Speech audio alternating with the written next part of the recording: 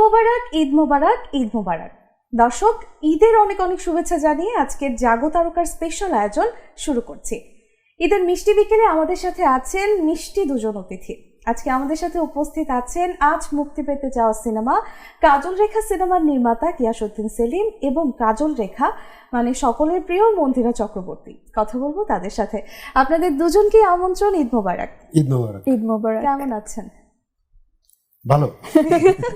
Gas ভাই মনে একটু বেশি ভালো, কারণ আজ সিনেমা মুক্তি পেয়েছে। তো শুরুতে আমি যেটি জানতে চাইবো, কমন কোয়েশ্চেন, কেমন লাগছে? না মানে এক্সাইটেড আসলে। হলে যাওয়ার পরে লোকেদের রেসপন্স অনেক ভালো। মন্দিরা চক্রবর্তীর কাছে অনেক স্পেশাল এবারের ঈদ, কারণ প্রথম সিনেমা মুক্তি পেয়েছে, তাও একজন গুণী নির্মাতার সাথে কাজ করেছেন। তো এই যে মুক্তি পেয়েছে, বিকেল হয়ে গেছে, এতক্ষণে নিশ্চয়ই অনেক সাড়া পাওয়া হয়েছে দর্শকের। কেমন লাগছে? খুবই ভালো লাগছে, এটা আমার একদম নিউ এক্সপিরিয়েন্স। আর মানুষ অনেক ভালোবাসা দিচ্ছে, রেসপন্স পাচ্ছি, এটা তো অনেক ভালো লাগছে। আশা করি আরো ভালোবাসা পাবো। আজকে ঈদের দিন, আরো সময় যেতে যেতে নিশ্চয়ই আরো অনেক সাড়া পাওয়া হবে দর্শকদের। অনেক অনেক ভালোবাসা ইতিমধ্যেই দিচ্ছে। গিয়াস ভাইয়ের কাছে যেটা আসলে আমার এবং সকলেরই প্রশ্ন, যে এই যে মনপুরা হলো, তারপরে স্বপ্নজাল, তারপরে এত বছরের একটা গ্যাপের পরে কাজল রেখা, এত বছরের সময়টা কেন নেওয়া হয়েছিল? না, সময় নেইনি তো। তারপরে আরো দুটো ছবি হয়েছে, পাপূর্ণ, গুণীন। হ্যাঁ, তো দেন আমি অত বেশি বেশি করে পারি না। দেন যখন সুযোগ সুবিধা হয়, কারণ আমাদের দেশে সিনেমা বানানো সত্যি একটা বড় চ্যালেঞ্জের কাজ, অনেক কঠিন কাজ আমাদের দেশে, স্পেশালি বলবো আমাদের ইন্ডাস্ট্রিতে। তো দেন সুযোগ সুবিধা সব মিললে তারপরে ছবি শুরু করি, এবং ছবিটা খুব ভালোভাবে করার জন্য একটু সময় লাগে আসলে। একদম। কিন্তু একটা সিনেমা যেরকম হিট হওয়ার পরে দর্শকরা চায় খুবই তাড়াতাড়ি নির্মাতার একটা সিনেমা আসবে, সেখানে মনে হয় একটু সময় বেশি নেওয়া হয়েছে দর্শকদের কাছে, এটা মনে হয়। কারণ আমরা চাই আপনি খুব দ্রুত ভালো ভালো কাজ আমাদের উপহার দেন। হ্যাঁ, সামনে চেষ্টা করবো যে আরো দ্রুত আরো কাজ করার। একদম। আপুর কাছে একটু আসি, এক্সপিরিয়েন্স কেমন ছিল কাজল রেখার? যেহেতু 400 বছরের পুরনো একটি ক্যারেক্টার প্লে করা হয়েছে এবং আপনার প্রথম সিনেমা, কেমন ছিল অভিজ্ঞতা? অভিজ্ঞতা খুবই ভালো ছিল। সেলিম ভাইয়ের সাথে কাজ করতে খুব ভালো লেগেছে। প্রথমে তো সব ইন্টারভিউতে বলে ফেলেছি, বলতে বলতে টায়ার্ড হয়ে গেছি, তাও বলতে হবে, আমি জানি। তো খুবই ভালো ছিল, সেলিম ভাইয়ের সাথে কাজ করতে অনেক আরাম লাগে। আর কাজল রেখা ক্যারেক্টার তো অনেক স্ট্রং একটা ক্যারেক্টার, ওটা তো 1-2 দিনে আসলে ওন করা যায় না, ওটার জন্য প্রিপারেশন আমরা নিয়েছি। তো সব কিছু মিলায় আমার কাজটি করতে বেশ ভালো লেগেছে, এবং কাজল রেখাকে মানুষ এখন পছন্দ করছে, আই থিঙ্ক আরো বেশি পছন্দ করবে। সবকিছু মিলায় টু গুড। আচ্ছা, এই যে সেলিম ভাইয়ের প্রশংসা, সেটা কি সেলিম ভাই সামনে এই জন্য, নাকি সেলিম ভাই পিছে বেশি করি, সামনে আসলে একটু কম করি? আচ্ছা, সেলিম ভাইকে দেখা হয়, পিছে যে প্রশংসাগুলো করা হয়, শোনা হয় যে মন্দিরা এটা বলেছে, এমন প্রশংসা করেছে? আমাকে কেউ কিছু বলে না, তবে এমনি আমার যেটা লাগে যে আসলে প্রশংসা থেকেও যে এক ধরনের ভালোবাসা, শ্রদ্ধা, এটা টের পাওয়া যায়। এটা আমরা সবাই পাই, যে আমি যে কাকে ভালোবাসি, কাকে শ্রদ্ধা করি, যারে করি সে জিনিসটা ফিল করতে পারে। হয়তো অত বেশি বলতে হয় না, জিনিসটা বোঝা যায়। আচ্ছা, ইন্ডাস্ট্রিতে অনেকেই কাজ করছে এখন। নায়িকাদের কথা যদি বলি, তো কাজল রেখা হিসেবে মন্দিরাকেই কেন চুজ করা হলো? ওই যে ওর পান পাতা মুখ, দীঘল কালো চুল। এটা খুব সিম্পল উত্তর আর কি। যে আর পাশাপাশি আমি কাস্টিংয়ের ক্ষেত্রে সবসময় আসলে লেখার সময় যে চরিত্রটা মাথার মধ্যে ঘুরে, একটা অবয়ব তো তৈরি হয়, কারণ লিখতে একটা দীর্ঘ সময় লাগে।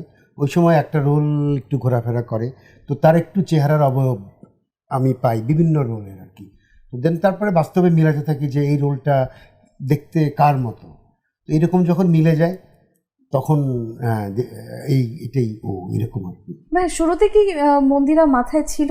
না, লেখার সময় মাথায় ছিল। আচ্ছা, কারণ এটা লেখা যখন হয়েছে তখন মন্দিরা সম্বন্ধে স্কুলে পড়ে,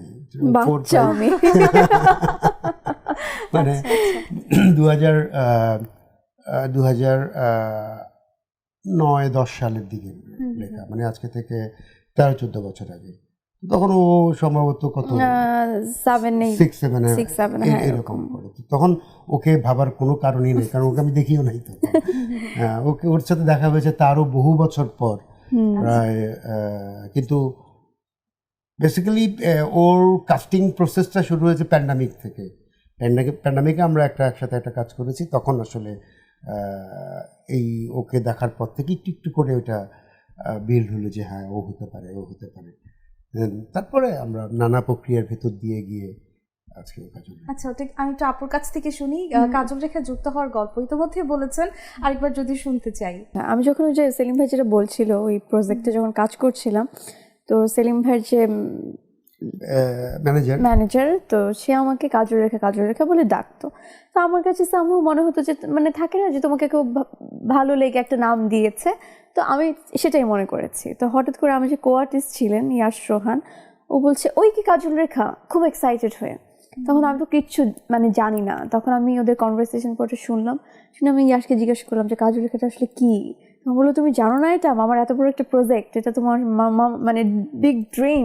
তখন বললাম তাই নাকি। তখন ওর কাছে পরে শোনার পর তখন আমি কনফিউজ হয়ে গেলাম যে তাহলে আমাকে কেন কাজল রেখা ডাকছে, আমি তো এর মধ্যে কিছুই যাই না।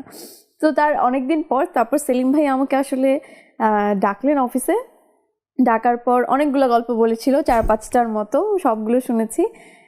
গল্প বলার পর বললো কেমন লাগলো, আর তার গল্প তো দুর্দান্তই প্রত্যেকটার মতোই সুন্দর। কিন্তু আমি আসলে জানি না যে আদৌ আমাকে নেবে কিনা, বা কোন ক্যারেক্টারে আমাকে চায় বা না চায়, কিচ্ছু না নিলেও আমার কিছু করার ছিল না আর কি। তার কিছুদিন পর যখন আমাকে একটু একটু করে সেলিম ভাই পরীক্ষা নিরীক্ষা করলো, অনেক কিছু দেই মানে আমি কতটুকু পারি না পারি, তারপর আমাকে বললো যে অনেকটা দিন পর গিয়ে যে আমাকে কাজল রেখাতে নিতে চায়। আচ্ছা, তখন কি খুশিতে লাফ দেওয়া হয়েছে? বাসায় গিয়ে দিয়েছিলাম, তার সামনে দিনই। আচ্ছা, সেলিম ভাইয়ের কাছে যদি আসি, যে কতটুকু পেরেছে কাজল রেখা হতে মন্দিরা চক্রবর্তী? ওইটা আসলে আমার বলার থেকে দর্শক বলা শুরু করেছে, তো আমি আর না বলি। আসলে নির্মাতা হিসেবে যদি জিজ্ঞেস করি যে আপনার চোখে কতটুকু পেরেছে, সেটা হচ্ছে যে আসলে যখন কাস্টিং প্রক্রিয়া শুরু হয় এবং ওর গ্রুমিং সেশন শুরু হয়, তারপর থেকে শুটিংয়ে আসলে আমার যেটুক চাওয়া ওটুক শর্ট ও মানে ওভাবে না দেওয়া পর্যন্ত ওকে ছাড়া হয়নি। তো এটা আসলে খুব বেশি দিনের প্রক্রিয়া না। আমরা যখন শুটে যাই স্ট্রাগলিং টাইম হয় 2-3 দিন 4 দিন, দীর্ঘ ধরো 50 দিন যদি শ্যুট হয়, একটা রোল একটা ক্যারেক্টার পিক করতে 3-4 দিন সময় লাগে, সে যেই অভিনেতাই হোক যে অভিনেত্রী হোক। তো ওই 3-4 দিন হয়তো একটা স্ট্রাগল পিরিয়ড যায়, যে এইরকম না ওইরকম না সেই রকম। তারপরে যখন ও রোলটা পেয়ে যায় তখন আর কোনো, ও নিজেও জানে না যে ও কাজল রেখা হয়ে উঠেছে। হ্যাঁ, ও 2-1টা ইন্টারভিউতে আমি দেখেছি যে ও একটু কমপ্লেন করে যে ও যখন শটটা দিল আমি বলি না যে বাবা সুন্দর, বাবা খুব ভালো, এরকম কিছুই বলি নাই। আচ্ছা ঠিক আছে, হ্যাঁ খুবই যে হ্যাঁ হয়েছে, তো আর কি এখানে বলার আছে, ঠিক আছে। আচ্ছা, তো দেন চূড়ান্ত বিচারে আমি বলবো যে এই বিচারটা আমরা দর্শকের উপর ছেড়ে দিই। হ্যাঁ, আমার চোখে ও ঠিকই আছে। আচ্ছা, যে আক্ষেপটা ছিল এবার কি মিটেছে, যে বলেছে ঠিকই আছে? না, মিটেছে অনেকদিন আগে মিটেছে। আচ্ছা, নির্মাতা হিসেবে গিয়াসউদ্দিন সেলিম কেমন? খুবই রাগী? যদিও আমি এখন হাসি খুশি দেখছি ভাই, খুবই প্রাণচাঞ্চল্য এবং হাসি খুশি। আপনার কাছে কি মনে হয়? না, তখন একদম শান্ত সবকিছু, মানে সেলিম ভাইয়ের সবকিছু যখন ঠিকঠাক থাকে তখন সে একদম পুরো কুল। কিন্তু যখন একটু কিছু 19-20 হয় বা তার মন মতো হচ্ছে না, তখন সে রেগে যায়। তখন একটু রেগে গিয়ে কি করে? তখন কিছুই করে না, বকা দেয় সবাইকে। মানে একটু বেশি বকা দেয় আর কি, এটাই আর কি, যেটা সেলিম ভাইকে সচরাচর দেখা যায় না। তো বকা খাওয়া হয়েছে তার মানে আপনার? না, আমি বকা তো খাইনি। না, বকা আসলে ওইরকম না। আসলে মানে আমি স্পেশালি দেখো যে যারা অ্যাক্টিং করে সিনেমায় ওদেরকে পর্দায় দেখা যায়, আমাকে তো দেখা যায় না, তাই না? তো ওরা তো আমারই প্রতিনিধিত্ব করে স্ক্রিনে। হ্যাঁ, তো আমরা যারা এই পুরো ব্যাকগ্রাউন্ডে 100-150 লোক কাজ করে সামনের এই কয়জনের জন্য, ওদের মাধ্যমেই সিনেমায় ফোটে, তো ওদেরকে আমরা খুবই আদরে যত্নে রাখি। হ্যাঁ, খুব বকাবকি করি না আসলে, খুব না পারলে হয়তো অনেক বোঝানোর চেষ্টা করি। হ্যাঁ, খুব তেড়ামি করলে তখন একটু তেড়ামি লাগে। আচ্ছা, আপুর কাছে আসবো যে এই যে কাজল রেখা হয়ে ওঠার জার্নিটা খুব একটা সহজ ছিল না, যেহেতু 400 বছরের সেই পুরোনো একটা ক্যারেক্টার। তো এই জার্নিটার গল্প যদি শুনতে চাই, কি কি করতে হয়েছে? সেলিম ভাই সবকিছুই তো করেছে আমাকে দিয়ে। মানে দর্শকরা তো এখন দেখছেই। আর আমার ব্যাপারটা হচ্ছে যে আমি মনে করি একদমই তো এই যুগের মেয়ে, তাই না? আর আমার একদমই কোনো এক্সপিরিয়েন্স ছিল না যে আমাকে দিয়ে কী কী করানো হচ্ছে বা হবে। যখন আমি রিহার্সেলে যেতাম, ডায়লগ বলতাম, তখন একটু আমার ঝামেলা হতো। সেটা তো সেলিম ভাই দেখেছে ফার্স্ট থেকে, মানে যেটাতে তুমি ইউজ টু না বা ওই ভাষায় তুমি ওই টোনে কখনো কথা বলোনি, তোমার তো ফার্স্টে একটু একটু হলেও ঝামেলা মনে হবে। তো ওটা আমার একটু টাইম লেগেছে। তারপরে আমাদের যেহেতু দেখানো হয়েছে একজন ছোট কাজল রেখা, আমার বড়বেলার কাজল রেখা, তো বড় হলে একটু আমাকে বাল্কিও দেখানো হয়েছে যেহেতু আমি বড়। সো তারপরে হচ্ছে আরো অনেক কিছু, যেমন আমি সাঁতার পারি না, আমাকে নদীতে ঝাঁপ দেওয়ানো হয়েছে, তারপর চরে অর্ধেক ডুবে গিয়েছি, এগুলো তো এখন তো সিনেমায় মহাষ্টন দেখছি। মানে আমি জীবনে যা যা করিনি সবকিছু ওখানে টুকটাক করে ফেলেছি। এমনি তার থেকে আমি যেটা বলবো যে একটা রোল প্লে করার জন্য ফিজিক্যাল যেটু ভঙ্গি, তার থেকে অনেক বেশি স্ট্রেস যায় মেন্টাল ভঙ্গিতে। যে তুমি অনেক লোকের সামনে তুমি যা না তাই করছো। তো মন্দিরা চক্রবর্তী, তো কাজল রেখা না, কিন্তু এবং নির্লজ্জের মতো ও যা না তাই করছে বহু লোকের সামনে। তো এটার যে মানসিক এক ধরনের চাপ আছে কিন্তু অভিনয়, তো ওইটা যখন ফুল সুইংয়ে চলে তখন কোনো কিছু গায়ে লাগে না। কিন্তু একটা দুইটা সময় যদি ব্লক হয়ে যায়, যার হচ্ছে না, এটা খুব ফ্রাস্ট্রেটিং একটা অ্যাক্টরের জন্য। তো এরকম দুই একবার হয়তো ওরও হয়েছে, কিন্তু আমরা এটা খুবই কোর্ডিয়ালি, যে আমি জানি যে এরকম অনেক বড় অ্যাক্টরের সাথে আমি কাজ করেছি, ওদেরও একই ভঙ্গি হয় যে হঠাৎ করে ব্লক হয়ে যায়, মাথা শূন্য হয়ে যায়। ঠিক আছে, তো এইটা যেহেতু দীর্ঘ এক্সপেরিয়েন্স আছে আমার ডিরেকশনের, তো এগুলো খুব সিম্পল, যে ও অনেক ফ্রাস্ট্রেটেড হয়ে যাচ্ছে, আমি বুঝতেছি যে ঠিক আছে, এটা তো কোনো ঘটনা না, হ্যাঁ তাও একটু ফ্রাস্ট্রেটেড হতে দেই, একটু জ্বলুক, দেন জ্বলে জ্বলে শোনা হোক, এই আর কি। নতুন নতুন এক্সপিরিয়েন্স হয়েছে, এটা আসলে ভালো। আচ্ছা ভাইয়া, যদি একটু গানের ব্যাপারে আসি, সিনেমার ঘাটু গান এখানে আছে। বর্তমান সিনেমাধর্মী যে গানগুলো আছে সেখানে কি দর্শকদের কিছুটা ধৈর্য নষ্ট হবে কিনা? না না না না, দর্শক তো অনেক এনজয় করছে গান। মানে হয়েছে কি, গানগুলো তো আমাদের গান, এই সয়েলের গান।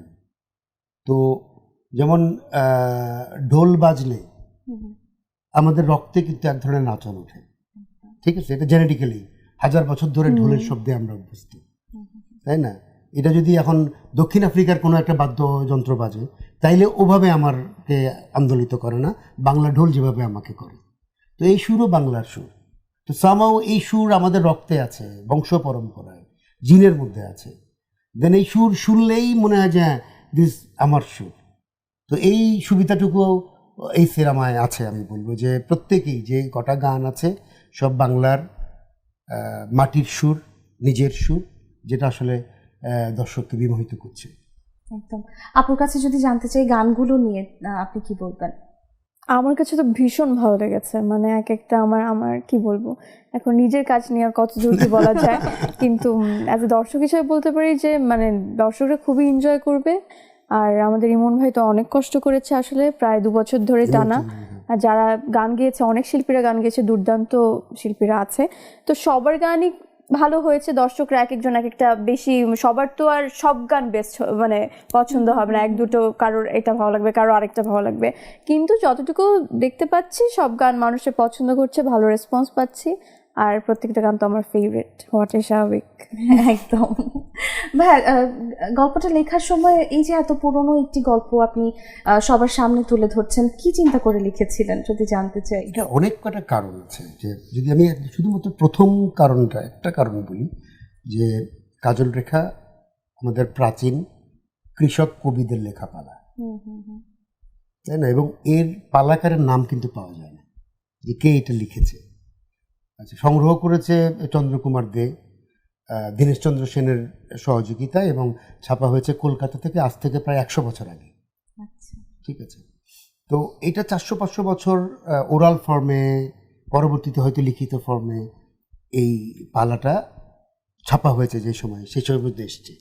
তো এক্ষেত্রে বাংলাকে মনে করা হয়, বাংলা যে ভাষা, ল্যাঙ্গুয়েজ, এটাকে বলা হয় যে সংস্কৃত থেকে এসছে, এরকম একটা প্রচলিত ধারণা আছে। কিন্তু এর বিপরীতে আসলে প্রাকৃত থেকে আসছে বাংলা, কিছু সংস্কৃত শব্দ এক্ষেত্রে যুক্ত হয়েছে, চীনা শব্দ আছে, জাপানি শব্দ আছে, পর্তুগিজ শব্দ আছে, ইংরেজি শব্দ আছে বাংলায়, সংস্কৃত শব্দ এরকম আছে, কিন্তু এটা প্রাকৃত থেকে হয়েছে। তো সেই বাংলাটা এই পালাগুলোর মধ্যে আছে, যেটা আজকে জাতির কাছে যে আমাদের বাংলা রীতি কেমন ছিল 400 বছর আগে, 300 বছর আগে, 200 বছর আগে, সেটাই এই পালার মধ্যে দেখা যায়। দ্বিতীয়ত হচ্ছে যে আমাদের যে কুলীন সাহিত্য চর্চা তখন, তার বিপরীতে এটা সাধারণের সাহিত্য। তো সাধারণের সাহিত্য নিয়ে আমি কাজ করতে চেয়েছি। কুলীন তো অল্প কজন লোক, আর সাধারণ তো অগণিত। তো আপামর জনসাধারণের যে বিনোদনের সাহিত্য, ওইটা নিয়েই আসলে আমি সিনেমাটা করতে চেয়েছি। আচ্ছা। এই দুইটা মেজর কারণ। আর 3 নম্বর কারণ বলবো যে সেই সময়ে এই যে গীতি কবিতাগুলো সারা পৃথিবীতে লেখা হতো, অন্যান্য অপরাপর দেশে, আমেরিকা বা ইউরোপ বা অন্যান্য দেশে, ওখানকার সমস্ত পালার কেন্দ্রীয় চরিত্র ছিল হয় বীরপুরুষ নাইলে দেবতা। আর কাজল রেখা অথবা ইমামি সিংহ গীতিকার পালাগুলোর সমস্ত কেন্দ্রীয় চরিত্র নারী, ইভেন দো কাজল রেখার ভিলেনও নারী। হ্যাঁ, তো দেন আমরা মাতৃতান্ত্রিক সোসাইটি ছিলাম, তার যে চেহারা, মানে আমরা ব্রাহ্মণ্যবাদের কারণে মেয়েরা অনেক পিছিয়ে আছে, হ্যাঁ, এবং এটা তো সমানে সমান হওয়া উচিত, ঠিক আছে, নারী পুরুষের অধিকার বলো যাই বলো। হ্যাঁ, তো এই নানা ধরনের তাড়না আছে, আরও এর ইনার ফিলসফি হয়তো আরও গভীর, এটাই প্রোগ্রামে না বলে দর্শক দেখুক, আরও ওরাই বাইর করুক, এটা সুবিধা। কিন্তু ভাই, এই যে এত বছর আগের গল্প আপনি তুলে ধরেছেন, এটা ভিজুয়াল করা বা সবগুলো ক্যারেক্টারকে ঠিকমতো সাজানো বা ফুটিয়ে তোলা নিশ্চয়ই অনেক কঠিন হয়েছিল। না, আমাদের দেশে সিনেমা তৈরি একটা চ্যালেঞ্জিং ব্যাপার, বা সারা পৃথিবীতে সিনেমা তৈরি যে যা না তাই একটা বানিয়ে তুলতে হয়।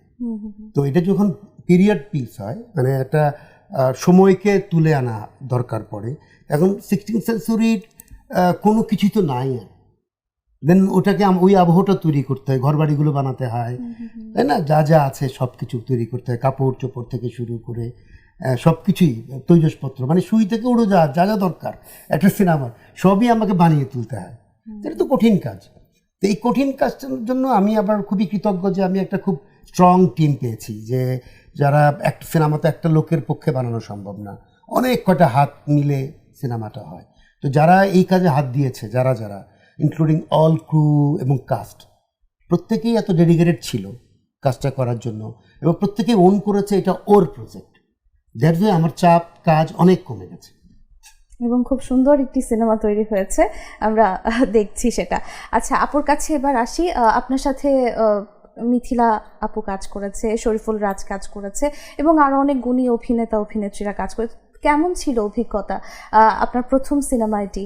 খুবই ভালো, আর ওরা যার যার জায়গা থেকে খুবই হেল্পফুল ছিল, যেটা আমি অতটা আশাও করিনি আসলে, কারণ আমি তো একদমই নতুন, প্রথম কাজ আমার, আর ওদের এক্সপিরিয়েন্স আছে অনেক বছর ধরে, আমার একদমই নেই। তো আমি চিন্তা করছিলাম যে গিয়ে কি হবে আসলে, মানে আমি ওদের সাথে টেক্কা দিয়ে পারবো তো না, কারণ আমার প্রথম জীবন এক্সপিরিয়েন্স।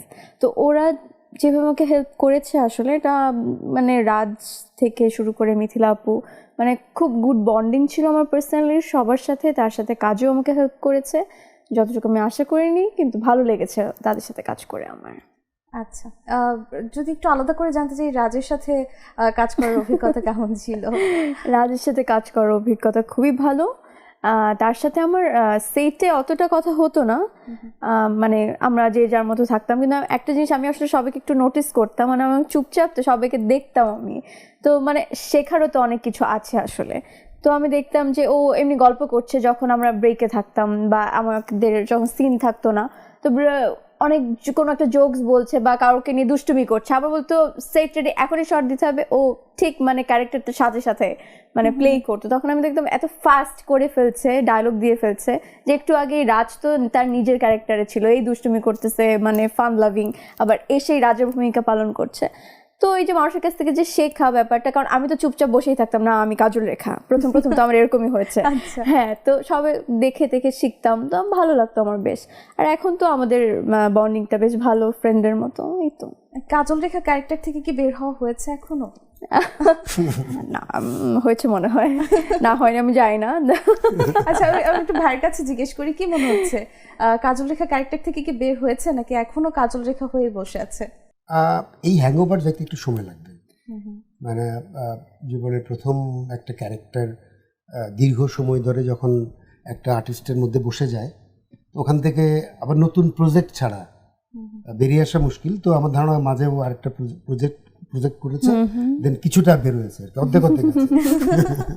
আচ্ছা হ্যাঁ, কোরবানি ঈদে একটা নতুন সিনেমা আসছে, আমরা ওটা নিয়ে কথা বলবো। তার আগে জানতে চাইবো, এই যে আপনার 2012 সাল থেকে নাচ দিয়ে ক্যারিয়ার শুরু করলেন, এরপর টিভিসি করা হয়েছে, ওভিসি করা হয়েছে, নাটক অভিনয়, কিন্তু সিনেমাতে এত পরে কেন আসা হলো? গিয়াসউদ্দিন সেলিমের গল্পের জন্য কি ওয়েট করা হয়েছে? হ্যাঁ, একদমই তাই। আসলে আমার কাছে মনে হয় কি, আমি যখন হচ্ছে চ্যানেল থেকে বের হওয়ার পর তখন আমি খুবই ছোট, তারপর যখন আমি কাজের অফার পেয়েছি, টুকটাক কাজ করা স্টার্ট করেছি, তখন আমার কাছে ঠিকঠাক মনে হতো যে নাটক করছি বা কোনো টেলিফিল্ম করছি, বা হয়তো আমার মধ্যে কিছু ছিল না, ডিরেক্টর রাতমর সাকতে আমাকে কেন নিচ্ছে, কাস্ট করছে, হয়তো কিছু একটা ছিল হয়তো। তো এরকম কাজ করতে অতটুকু আমার ভালো লাগতো, কিন্তু তার মধ্যেও হয়েছে কি, আমি সিনেমার অফার অনেক পেতাম, ভালো ভালো বেশ অফারও পেয়েছি, কিন্তু থাকে না আমার মধ্যে অলওয়েজ এই ভয়টা কাজ করতো, কারণ আমি নিজেই জানতাম যে আমি অভিনয় অতটা পাকাপোক্ত নই, বড় পর্দার জন্য তো একদমই না। তো যেটার মানে আমার প্রিপারেশন নেই, যেটার প্রতি আমার দক্ষতা নেই, আমি হুট করে একটা কাজ করে ফেলতে পারি না। আমার কাছে মনে হতো আমি তখন একদমই রেডি ছিলাম না, আর কেন যেন একটা ভয় কাজ করতো, যে আমার কাছে মনে হতো যে নাটক করছি ঠিক আছে, না বড় পর্দায় কাজ করবো না, এরকম একটা টেন্ডেন্সি কাজ করতো। কিন্তু ফ্যামিলি থেকে একটু মানে খুবই চেতো যে আমাকে বড় পর্দায় দেখতে চায়, তো তখন আমি চিন্তা করলাম যে না, এটা নিয়ে একটু তাহলে ভাবা উচিত। এরকম যখন আমি আস্তে আস্তে নিজেকে মেন্টালি মানে করতে লাগলাম, তার মধ্যেই আমাদের স্যার চলে আসলেন কিভাবে, তারপরেই তো কাজল রেখায় আমাকে কাজ করা হলো। ভাগ্যটা আপুর মনে হয় ভালোই বলা যায়, না, বেশ ভালো। আসলে আমি নিজেকে অনেক লাকি মনে করি, কারণ কাজল রেখা অনেকেই হতে পারতো, কারণ খুবই দুর্দান্ত আমাদের মানে অ্যাক্ট্রেস আছে, তার মধ্যে যে আমি হতে পেরেছি, এটা আমি ভীষণ পরিমাণে নিজেকে লাকি মনে করি। কিন্তু আপু এই যে বললেন যে অভিনয়ের জন্য রেডি ছিলেন না, বা আপনি মনে করেছিলেন যে পারবেন না, নাচের সাথে আমরা জানি অভিনয়ের একটা সাদৃশ্য আছে, কারণ এক্সপ্রেশন তো আমরা নাচের সময় দিই, তো তখন এটা কেন মনে হয়েছিল যে হয়তো পারবো না? আমি আসলে জানি না, মনে করো যে নাচের ব্যাপারটা হয়েছে, আমি তো আমার যখন বয়স 3.5 বছর তখন থেকে নাচ করি, এবং নাচের অর্জন আমার আসলে অনেক, আমি 3বার জাতীয় পুরস্কার পেয়েছি এবং অসংখ্য পুরস্কার আমার ঝুলিতে আছে। যখন আমরা নাচ করি, লাইভ করি, কিন্তু আমি যে গানের লিরিকটা চাই সেটাই আমরা এক্সপ্রেশনে ফুটিয়ে তোলার চেষ্টা করি। তখন ওই ছোটবেলা থেকে এত বছর একটা এক্সপিরিয়েন্স, তখন ওটা একদমই আমার কাছে ইজি মনে হয় যে এই 1-2-তে ব্যাপারটা করে ফেলবো, কারণ অনেক বছর এক্সপিরিয়েন্স এটা আমার, তো ওটা আসলে রক্তে মিশে গিয়েছে। কিন্তু এই অভিনয়টা তো আমার ওভাবে আসলে আমি রপ্ত করিনি, ওটা নিয়ে অতটা ভাবিনি, যেমন আজকে নিয়ে আমি পড়াশোনাও করেছি, তো ওটা নিয়ে আমার ওরকম আইডিয়া নেই যে চাইলেই হ্যাঁ আমি চলো একটা অভিজ্ঞ যেরকম সবাই মানে অভিনয় করছে ওইভাবেই তো আমি 1 সেকেন্ডে বা একদিনে দিয়ে দিতে পারবো না, এটার জন্য তো টাইম লাগবে। সো আমার কাছে মনে হয়েছে যে ওরকম প্রিপারেশনটা আমার কাছে ছিল না একদমই। আচ্ছা, সেলিম ভাইয়ের কাছে আসি। ভাইয়া, এক কথায় যদি কাজল রেখাকে নিয়ে কিছু বলতে বলি, বা যদি জিজ্ঞেস করি দর্শকরা কেন যাবেন সিনেমা হলে কাজল রেখা দেখতে, আপনি কি বলবেন? একটা রূপকথা দেখতে যাবে বাংলার সিনেমা হলে বসে। আমরা তো অনেক মারামারি কাটাকাটি বিভিন্ন জনরার ছবি দেখি, তো আমরা একটা বাংলার রূপকথা দেখি, এবং এই রূপকথা দেখবার জন্যই আসলে সপরিবারে কাজল রেখা গেলে ছোটরাও আনন্দ পাবে, বয়স্করাও আনন্দ পাবে, আবার যারা মাঝারি বয়সের মাঝবয়সী তরুণ তরুণী সবাই আনন্দ পাবে। রূপকথা, বাংলা রূপকথা দেখাই যায়। একদম ভিন্ন ধর্মী একটি সিনেমা। একই প্রশ্ন যদি আপুর কাছে থাকে, কি বলবেন? কাজল রেখা একদম অন্যরকম একটি সিনেমা, এরকম আগে পরে আসলে বাংলাদেশে দেখা যায়নি। রূপকথার গল্প মানে ইন্টারেস্টিং লাগে মানুষের কাছে শুনতে, রূপকথা মানে অন্য কিছু আমাদের কাছে। আর এত মানে সুন্দর সুন্দর গান, মিউজিক্যাল ফিল্মও বলা যেতে পারে, মানে প্রচুর গান আছে, মানুষের ভালো লাগবে, নতুনত্ব মানুষ পাবে আমাদের কাজটির মাধ্যমে। তো আমার এতটুকুই বলবো যে সপরিবারে অবশ্যই আমাদের কাজল রেখা দেখতে যাবেন, ভালো লাগবে আপনাদের। আমি তো আজকেই যাব দেখতে। আচ্ছা, ভাইয়ের কাছে আসি, যে মন্দিরাকে নিয়ে তো অনেক কথা শুনলাম, এবার অন্যান্য আর্টিস্ট যারা কাজ করেছেন তাদের কথা যদি জানতে চাই, তাদের অ্যাক্টিং, রাজের সাথে তো আপনার এর আগেও অনেক কাজ করা হয়েছে, তো তাদের নিয়ে যদি বলতে বলি। রাজ হচ্ছে যে আমি বলবো যে এই সময়কার অন্যতম ভার্সেটাইল অ্যাক্টর, যে ও এই পর্যন্ত যে কটা চরিত্র করেছে, যদি আমি 5টা-6টা সিনেমাও দেখতে থাকি, যে প্রত্যেকটা ক্যারেক্টার ডিফারেন্ট, এবং ও খুব সহজে ওই চরিত্রের সাথে মিশে যায়। এবং এইটা ঠিক শুটিংয়ের সময় টের পাওয়া যায় না। শুটিংটা ও যখন চলে তখন খুব বেশি টের পাওয়া যায় না, কিন্তু হচ্ছে এটা মনে হয়। কিন্তু আমরা যখন এডিট করে একটা কমপ্লিট ক্যারেক্টার দেখতে পাই তখন দেখি যে হ্যাঁ, ওর রোলটা প্রপারলি ক্যারি করতে পারে।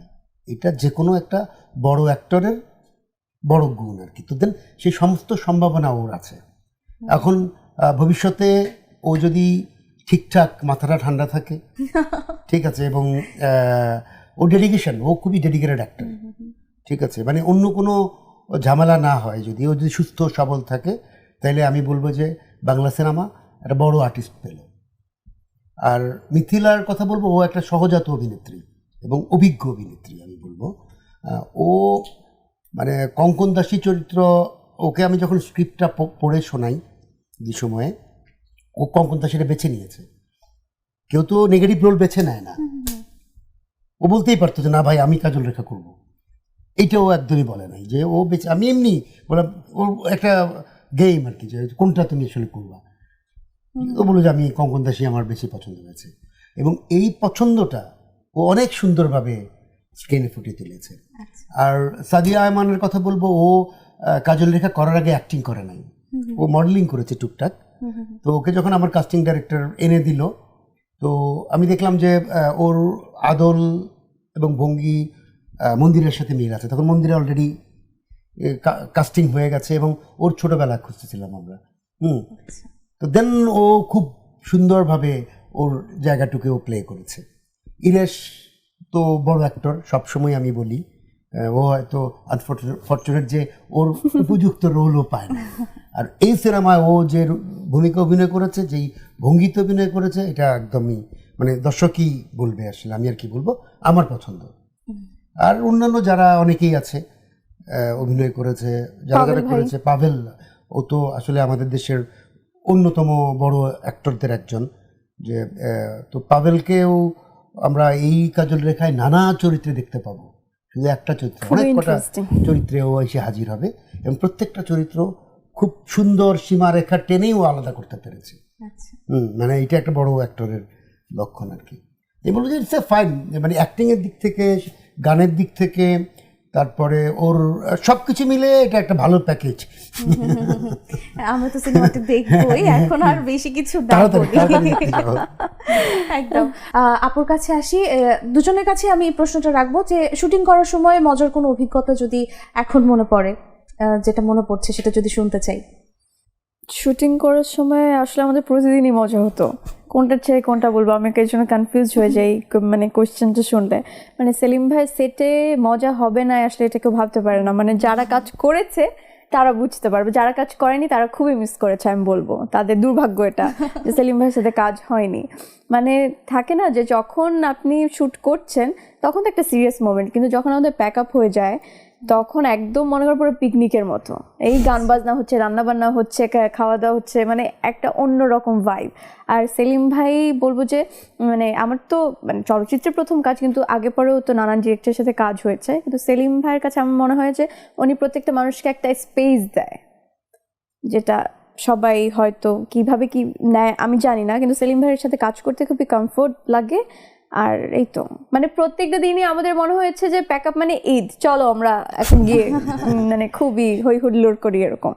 এই জিনিসটা আসলে দরকার, কাজকে আসলে উপভোগ করাটা দরকার, নইলে একটা প্রেশার মনে হয়। আচ্ছা, ভাইয়ের কোনো মজার স্মৃতি মনে পড়ছে?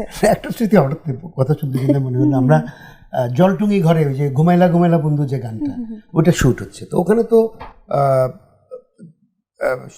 দাসী আছে 3-4 জন, মূল একটা গায়িকা আছে, আর অন্য অ্যাক্টর তো আছেই।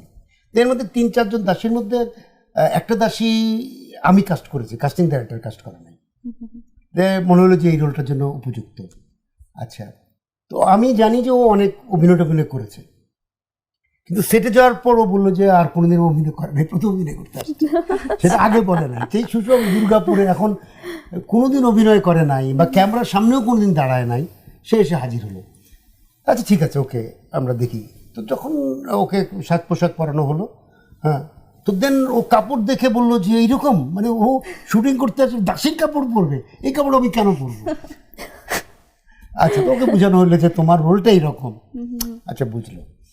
এরপরে আমি যখন মাটি ছিল প্রধান গায়িকা, গানটা যে প্লে করেছে ঘুমেলা ঘুমেলা, তো ওকে ব্রিফ দিচ্ছি। তো ওকে ব্রিফ দেওয়ার সময় ও আইছে মাঝখানে হাজির হয়, তাহলে আমি কি করবো? আমাকে দাঁড়াও, তোমাকে পরে বলছি। হ্যাঁ, তারপরে আবার একে বলি, মাঝখানে আবার এসে বলেছে তা আমারটা বারবারই এই আমার ব্রিফিংয়ে, কারণ ও জানে না আসলে, তখন তো আর আমার তো মাথায় নেই। তো আমি ডাকলাম আমার কাস্টিং ডিরেক্টরকে, যে কে কাজ করছে? ও কয় যে আপনি করছেন। তারপরে ওকে বললাম যে এটা ঢাকায় পাঠায় দাও। হ্যাঁ, তারপরে ও কান্না শুরু করলো। তখন ইরেশ ছিল, পাবেল ছিল, ওরা ওকে বুঝিয়ে শুনিয়ে তারপর সুন্দরভাবে পরেও বুঝছে যে আসলে কি করতে হবে। ও খুব সুন্দরভাবেই করে দিয়েছে। আমি ওর নাম বলছি না, যে ওর 3 জন আছে তো যে কোনো একজন। আচ্ছা, 3 জনের মধ্যে যে কোনো একজন। চমৎকার। আচ্ছা, এবার একটু আপুর কাছে আসি। এখন কি কনফিডেন্টটা বেড়েছে যে না আমি অভিনয় করতে পারবো, যেহেতু একটু নার্ভাস ছিলেন অভিনয় নিয়ে, এখন কি বেড়েছে? মনে হচ্ছে যে না পারবো? একটু বেড়েছে। একটু? হ্যাঁ, মানে শেখার তো আসলে শেষ নেই, এখনো তো শিখছি, সারা জীবনই শিখে যেতে হবে, নিজেকে মানে প্রিপেয়ার করছি একদম। আচ্ছা, ভাইয়ের কাছে যদি বলি, মন্দিরাকে যদি 10-এ একটা মার্ক দিতে হয় অভিনয়ের দিক থেকে, কত দেবেন? না না, ওকে মার্কিং করার কাজ আমার না, এটা দর্শকের। মার্কিংটা দর্শক করুক। আমি শুধু নিয়ে একটি কথা বলবো, মানে এখানে মন্দিরা সহ যারা তরুণ অভিনেতা অভিনেত্রী আছেন, যেহেতু আমরা একটু অভিজ্ঞ, একটু বয়স টয়স হয়েছে, তো এই ক্ষেত্রে বলবো যে অভিনয় শিখতে শিখতে 10-12 বছর 15 বছর লাগে, মানে একটা লেভেলে যাওয়ার জন্য। এরপরে আস্তে আস্তে আরও, মানে সারা জীবন অভিনয় শিখতে হয়। হ্যাঁ, মানে এবং একটা রোল থেকে আরেকটা রোল, প্রত্যেকটা নতুন রোল, এবং নতুন রোল করতে গেলে আবার নতুন করে শিখতে হবে। কেউ যদি মনে করে যে আমি অভিনয়টা শিখে গেছি, তাইলে ও আসলে ওর জীবন শেষ। আসলে ওরটুকি, ও যেটুক শিখেছে ওরটুকি। কারণ অভিনয় বা যে কোনো শিল্পকলার যে কোনো জিনিস, গান, সঙ্গীত কি নৃত্য, সবই আসলে সারা জীবন ধরে শিখতে হয়। আর যত দিন ধরে এটা করবে তত ও ভালো করবে, যত চর্চা করে যাবে, যত অনেস্টলি, মানে সৎভাবে করতে হবে অভিনয়টা, চরিত্রটার প্রতি সৎ, মানে ব্যক্তিগত সততার কথা বলছি না, চরিত্রটার সততার কথা বলছি। আচ্ছা, ওইদিকে আমরা নাই যাই। আচ্ছা আপু, দর্শকদের ইতিমধ্যে অনেক সুন্দর সুন্দর সাড়া পাচ্ছি, অনেক সুন্দর রিভিউ দিচ্ছে আপনার অ্যাক্টিং নিয়ে। তো এবার কোরবানি ঈদেও আপনার নতুন একটি সিনেমা আসছে, তো সেটা নিয়ে যদি একটু জানতে চাই। আপাতত এতটুকু বলতে পারি, নীলচক্র সিনেমাটির নাম, মিঠু খান ডিরেক্টর, কো-আর্টিস্ট আরফিন শুভ ভাইয়া। আর আমার ক্যারেক্টারটা খুব ইন্টারেস্টিং আর খুবই ভালো, মানে আমি যেহেতু নৃত্যশিল্পী, দর্শকরা আমাকে অ্যাজ এ মানে ক্লাসিক্যাল ডান্সার হিসেবেই দেখতে পারবে। আচ্ছা, একদম সত্যি সত্যি মন্দিরাকে দেখবে? হ্যাঁ, এতটুকুই আপাতত থাক, এখন আমার কাজল লেখা নিয়ে থাকে, ওটা পরে আবার হবে। একদম। ভাইয়ের কাছে আসি, কাজল রেখা তো চলছে, খুবই ভালো চলছে, ইনশাল্লাহ আরো ভালো চলবে। তো নতুন কোন কাজ আসছে আপনার? এখনো কোনো কাজ আসছে না, নতুন কাজ করব। আবারও কি এত বড় একটা গ্যাপ পাবো? লেখা চলছে, আমার ধারণা যে এই বছরই শুটে যাবে, অক্টোবরের দিকে হয়তো। ওকে, তাহলে দর্শকদের জন্য হচ্ছে সুখবর যে গিয়াসউদ্দিন সেলিমের আরেকটি ভালো কাজ আমরা এই বছরের শুরুতেই উনি শুটিং এ যাবেন। একদম। সেলিম ভাই কাজটাও তাড়াতাড়ি করে নিয়ে, খুব তাড়াতাড়ি করব।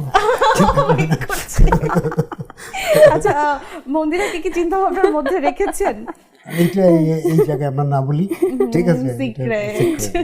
আর পাশাপাশি আসলে কাস্টিং প্রসেস তো আরো পরে, রাইটিং এর পরে, দ্যাটস ওয়াই এখনই আগে কেন বলে রাখলাম তোমাকে, কারণ প্রত্যেক সেলিম ভাইয়ের এরকম হয়েছে যে প্রত্যেকটা সিনেমাতে প্রত্যেকেই দুবার করে চান্স পেয়েছে, 2-3বার এরকম হয়েছে। তাহলে মণিমণি 2বার, শরীফুল রাজ 2বার, চঞ্চল 2বার, ইরেশ 2বার, দেন মন্দিরের একটা চান্স। আমার তো হওয়া উচিত, বলো আমি কি খারাপ আবদার করেছি? না না না, নিশ্চয়ই আবদারটা রাখবেন। আমরা আশা করছি যে সেলিম ভাইয়ের সিনেমায় আবারও তোমাকে দেখতে পাবো। দেখা যাক, হোপ ফর দ্য বেস্ট। একদম।